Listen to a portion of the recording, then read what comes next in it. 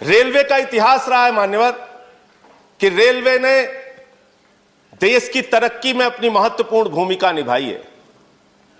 Railway ने देश के विकास में अपनी महत्वपूर्ण भूमिका निभाई है। लेकिन उस रेलवे के साथ आज सरकार क्या कर रही है, इसके बारे में हमें गंभीरता पूर्वक विचार करना पड़ेगा। माननीय मंत्री जी यहां पर बैठे हैं। अभी पिछले कुछ दिनों पहले कहा गया साहब 150 ट्रेनें निजी हाथों में दी जाएंगी, 50 प्लेटफॉर्म निजी हाथों में दिया जाएगा। मुझे याद है मान्यवर, एनडीए के संयोजक रह चुके हैं जाट साहब, आज इस दुनिया में नहीं है। उनको श्रद्धांजलि देना चाहूंगा इस अवसर पर। 74 में उन्होंने बहुत बड़ी हड़ताल की थी, और जो 1974 की हड़ताल थी मान्यवर रेलवे की, उस हड़ताल में मांग थी कि 5 लाख कर्मचारियों को पक्का करो। और तब रेलवे के नियमित कर्मचारियों की संख्या थी 15 लाख, ट्रेनों की संख्या थी 11,000। आज ट्रेन हो गई 22,000, कर्मचारियों की संख्या घट के हो गई 13 लाख। 74 से आज कर्मचारी हम नहीं बढ़ा पाए, रोजगार हम नहीं बढ़ा पाए। तकनीक हम बढ़ाने का दावा करते हैं, लेकिन उस तकनीक से लोगों को रोजगार की वृद्धि कितनी हुई है हम नहीं बता पाए। निश्चित रूप से दुर्घटनाओं का जिक्र भी हुआ, उसमें कुछ कमी आई है, अच्छी बात है। लेकिन ये सब कुछ निजी हाथों में करने पर आमादा क्यों रहते हैं आप? सब कुछ बेचने के लिए तैयार क्यों रहती है सरकार? कभी कहते हैं एयरपोर्ट बेच देंगे, कभी कहते हैं सेल बेच देंगे, कभी कहते हैं कोल बेच देंगे। अभी मान्यवर यस बैंक का घोटाला हुआ, लाखों लोगों के पैसे डूब गए, और उस समय सरकार का तर्क आया क्या करे साहब, ये तो निजी बैंक है। तो जो सरकारी रहता है उसको आप निजी कर देते हैं, और जब निजी हो जाता है तो कह देते हैं ये तो निजी बैंक है, हम क्या करें? ये किस प्रकार की दोहरी व्यवस्था है?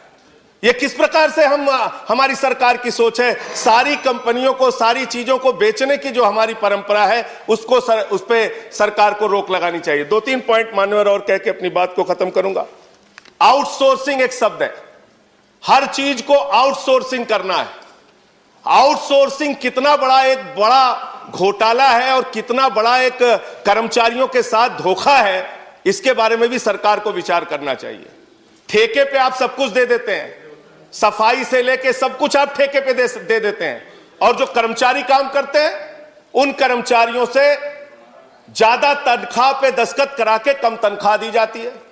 मांग हुई तो आपने बैंक के खाते खुलवा दिए। जो ठेकेदार है उसने एटीएम लोगों के लेके रख लिए, वो पैसा खुद निकाल लेता है तनख्वाह आने के बाद। तो मेरा ये कहना है, ये एक आउटसोर्सिंग का जो नाम देके सारी चीजों को आप बाहरी व्यवस्था को निजी हाथों में देने का काम करते हैं, वो कर्मचारियों के साथ, ठेका मजदूरों के साथ एक बहुत बड़ा शोषण है। इसके साथ साथ मान्यवर, आप नई ट्रेनें, बस सबको आपने थोड़ा समय दिया, मुझे भी कृपा कीजिए सर। आपने तेजस ट्रेन चलाई, तेजस ट्रेन में और शताब्दी ट्रेन में 5 मिनट का अंतर है, और किराए में 1.5 गुना का अंतर है। तो आप करना क्या चाह रहे हैं? जब ट्रेनें आपके पास उपलब्ध हैं, सुपरफास्ट ट्रेन उपलब्ध है आपके पास, ऐसे में नई ट्रेनें, निजी ट्रेनें लाके किराया ज्यादा लेके आप एक नए प्रकार का आप शोषण करते हैं।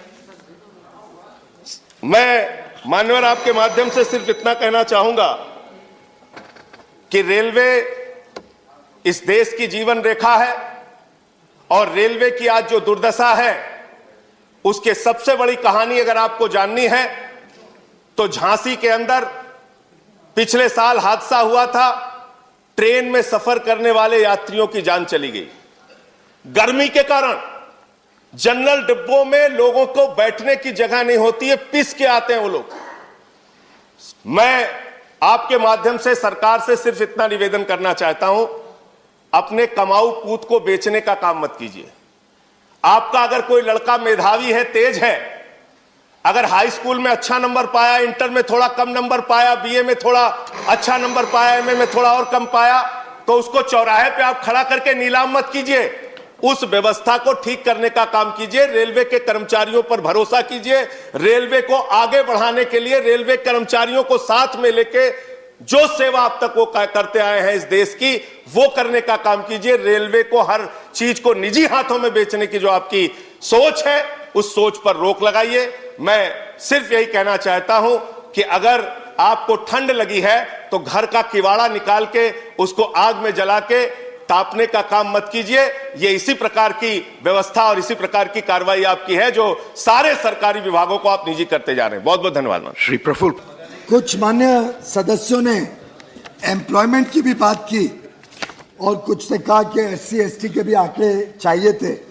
तो मुझे सूचित करते हुए खुशी है कि 2018 और 19 के बीच हमने 1,18,930 लोगों को नई नौकरियां दी है।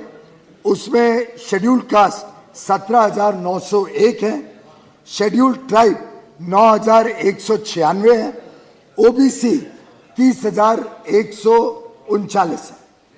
जब तक ये प्रोसेस शुरू हो गया था तब तक इकोनॉमिकली वीकर सेक्शन का प्रावधान नहीं हुआ था। वो प्रधानमंत्री मोदी जी की सरकार ने सदन से पारित कराया 2018 में। अब जो अगली भर्ती है उसमें इकोनॉमिकली वीकर सेक्शन के लिए भी 10% रिजर्व किया जाएगा। दिव्यांगों को भी 1680 नौकरियां रेलवे दे पाया है और मैं समझता हूं कि हर प्रकार से भारतीय रेल इस देश में युवा युवतियों के उमंग और उत्साह को रिस्पेक्ट करता है। आगे चल के हमने नई भर्ती का प्रोसेस भी शुरू कर दिया है। उसके लिए टेंडर करना, एजेंसी ढूंढना वगैरह वो शुरू हुआ है।